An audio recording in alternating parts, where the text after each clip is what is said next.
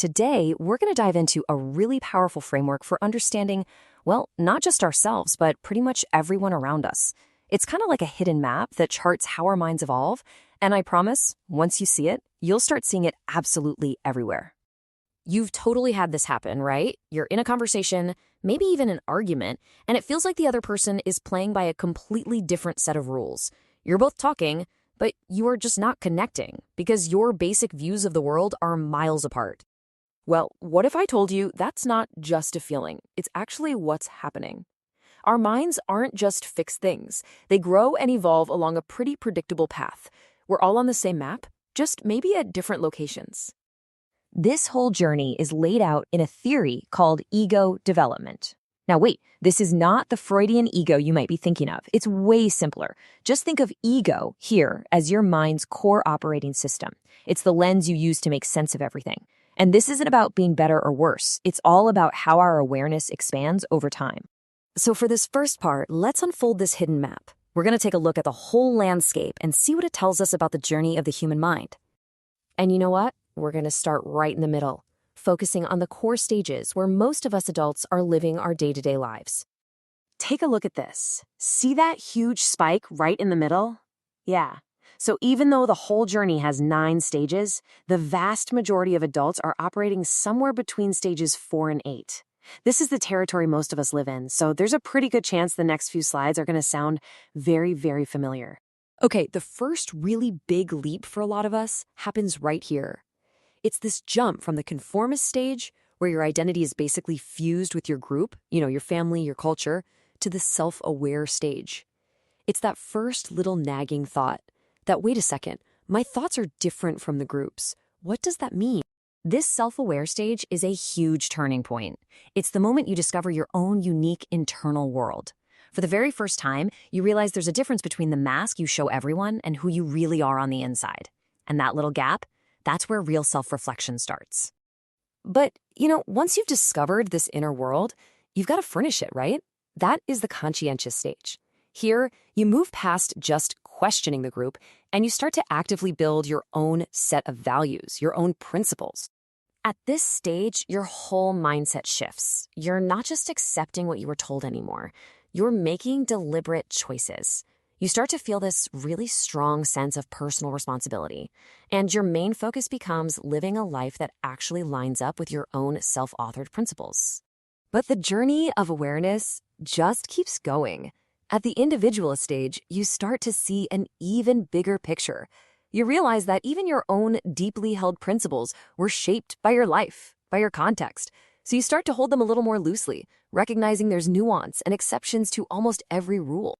The strategist takes this a big step further. They're not just aware of context, they're really good at working within complex systems. But what's so crucial here is their humility. Even though they're super capable, they are constantly, actively questioning their own assumptions, always on the lookout for their own blind spots. Getting to the construct-aware stage is another massive leap. Here you really get that all models, all beliefs, all frameworks, including this very model of ego development, are just useful fictions. They're maps, but they are not the territory. Someone at this stage can hold multiple, even contradictory perspectives at once, and they can play different roles with this kind of wise, gentle awareness. Okay, so we've explored the heart of the journey. Let's just quickly zoom out and look at the foundational stages that come before, and the ultimate stage that lies way beyond. Every journey starts somewhere. These early stages are less complex, but they're absolutely essential. We start in the impulsive stage with its simple black and white thinking. Then we move into a survival-focused, self-protective stage. And finally, we land in that conformist stage we talked about, where our identity comes from fitting in. These are the bedrock of our psychological development. And at the very, very peak of this map is the unitive stage. This is a state of pure presence, where that feeling of separation between you and the world just kind of dissolves. There's no more struggle, no more needing to become something.